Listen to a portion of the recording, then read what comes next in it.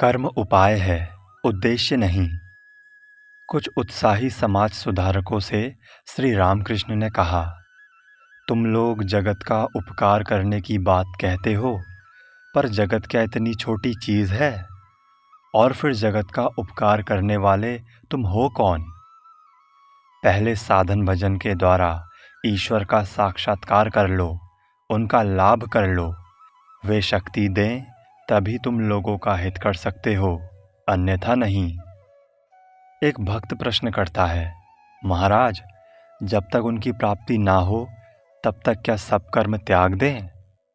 श्री रामकृष्ण, नहीं, कर्म त्याग क्यों दोगे? ईश्वर का चिंतन, उनका नाम गुणगान, उपासना आदि नित्य कर्म ये सब करते रहना चाहिए।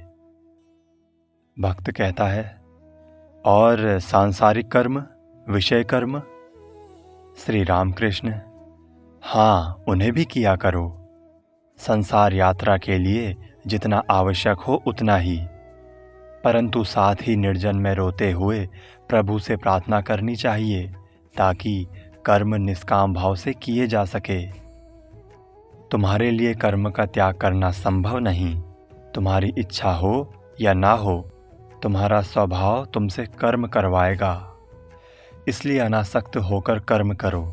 अनासक्त होकर कर्म करने से ईश्वर लाभ होता है। अनासक्त होकर कर्म करना अर्थात कर्म फल की आकांक्षा न रखना। ईश्वर लाभ जीवन का उद्देश्य है और निष्काम कर्म उसका उपाय। निष्काम कर्म एक उपाय है, उद्देश्य नहीं। जीवन का उद्देश्य है ईश्वर लाभ। कर्म आदि कांड है, वो उद्देश्य नहीं हो सकता। कर्म को जीवन का सर्वस्व मत समझो। ईश्वर से भक्ति के लिए प्रार्थना करो।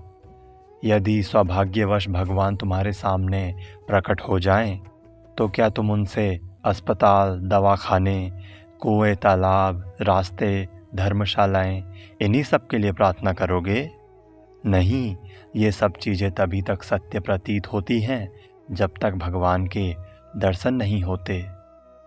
एक बार उनके दर्शन हो जाएं, तो ये सब स्वप्नवत अनित्य आसार लगने लगते हैं। तब साधक उनसे केवल ज्ञान और भक्ति की ही प्रार्थना करता है। श्री रामकृष्ण ने कहा, एक बार शंभु मल्लिक ने लोकहित के लिए अस्पताल, दवाखाने, स्कूल, रास्ते, तालाब आदि बनवाने की बात कही थी। मैंने कहा कि सामने जो काम आ पड़े, जिसे किए बिना चल नहीं सकता, ऐसे काम को निष्काम भाव से करना चाहिए। जानबूझकर स्वयं को बहुत अधिक कामों में उलझाना ठीक नहीं। इससे मनुष्य ईश्वर को भूल जाता है।